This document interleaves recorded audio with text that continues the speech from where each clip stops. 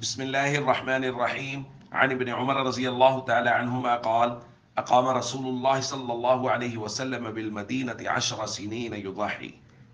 رواہ الترمذی.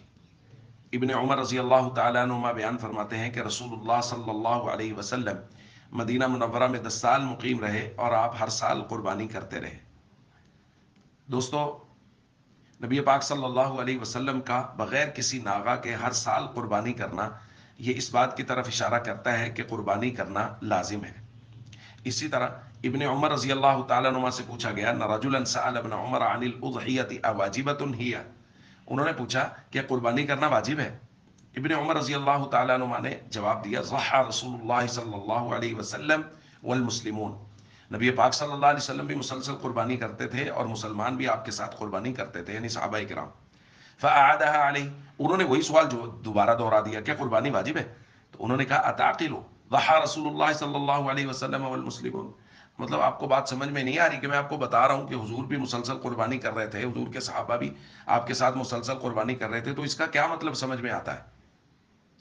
اسی طرح اس بات کو ہم سب اچھی طرح سمجھ لیں کہ جو چیز واجب ہوتی ہے اس کے لیے پوری شرائط ہوتی ہیں، اور اگر شرائط میں سے کوئی شرط رہ جائے تو اس کو دوبارہ سے دہرانا پڑتا ہے، جبکہ سنت میں ایسا معاملہ نہیں ہوتا.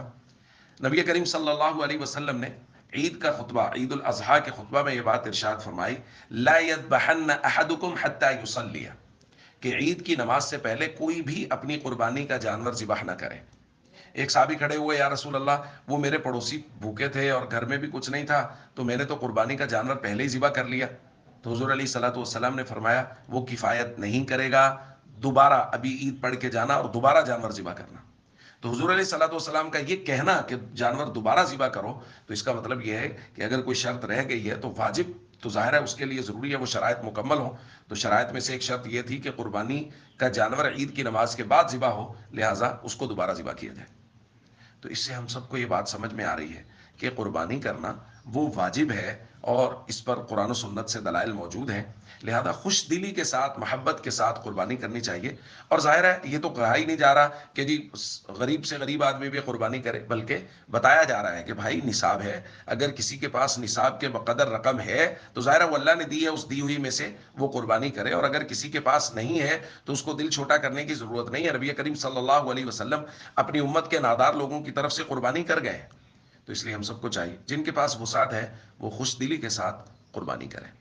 السلام علیکم ورحمۃ اللہ وبرکاتہ.